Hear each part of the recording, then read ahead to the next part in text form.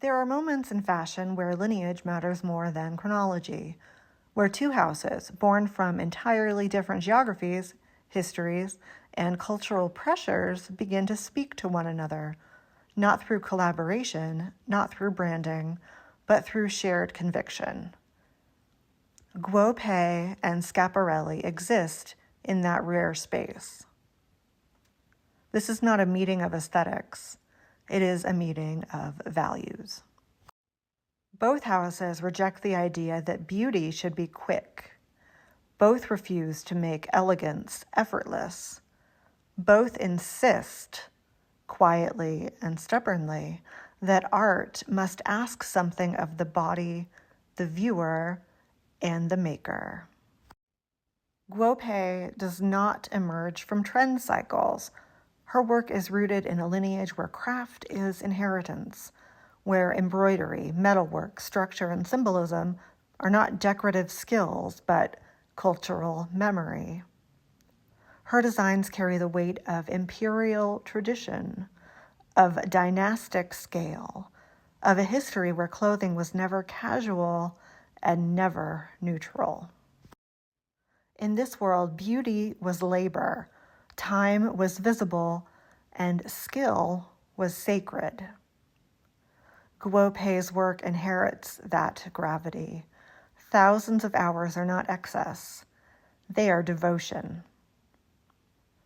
Schiaparelli, by contrast, emerges from rupture. Interwar Europe, surrealism, a moment where polite femininity was no longer sufficient and elegance itself needed teeth. Elsa Schiaparelli aligned fashion with art, not to soften it, but to weaponize it, to challenge the body, to distort it, to turn ornament into provocation. If Guo Pei carries history forward intact, Schiaparelli fractures it on purpose. And yet, both are responding to constraint. One answers it with reverence, the other with rebellion. That is the first point of contact. Guo Pei builds beauty through weight, not metaphorical weight, literal weight. Her garments do not float, they anchor. They demand engineering, endurance, posture, and stillness.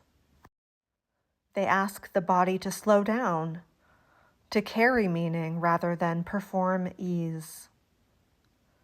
A Guo Pei piece is not worn casually. It is entered. The body does not dominate the garment. It submits to it. Movement changes. Breath changes. This is not restriction for punishment. This is discipline as devotion. Schiaparelli builds beauty through disturbance, not chaos, control. The body is fragmented, exaggerated, turned symbolic.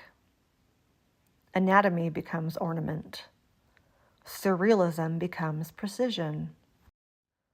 Schiaparelli does not weigh the body down. It reframes it. The wearer becomes a site of tension between humor and danger, elegance and threat. Discomfort is intentional. Beauty is exacting. Where Guo Pei asks the body to endure, Schiaparelli asks the viewer to confront. And both refuse the idea that comfort is the highest good. Gold, in both worlds, is not decoration. It is testimony. In Guo Pei's work, gold speaks of endurance, of survival, continuity, skill passed hand to hand across generations. Gold is weight. Gold is time. Gold is memory made physical. In Schiaparelli's world, Gold becomes language. It articulates power, excess, humor, threat. It becomes anatomy, punctuation, provocation. Gold is not soft here. It gleams. It insists. Both houses refuse to let ornament be dismissed as frivolity. Ornament here is meaning. We live in a moment obsessed with ease, with speed, with comfort, with aesthetics that disappear into daily life. And in that context, Guo Pei and Schiaparelli feel almost radical. They refuse to be background. They refuse to be consumable. They refuse to reassure. Guo Pei reminds us that beauty can be slow, heavy, devotional. That effort is not a flaw. Schiaparelli reminds us that elegance can still unsettle, that beauty can be dangerous without being chaotic. Neither house believes in fashion as decoration alone.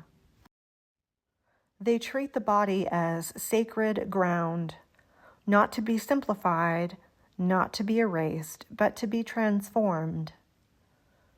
To wear Guo Pei is to carry history. To wear Schiaparelli is to carry provocation. Both are acts of intention. This is not elegance designed to disappear. This is elegance designed with consequences. And standing between these two philosophies, between weight and shock, devotion and provocation, you don't feel inspired in the casual sense of the word. You feel selected, as though beauty has looked back at you and decided you are capable of carrying it.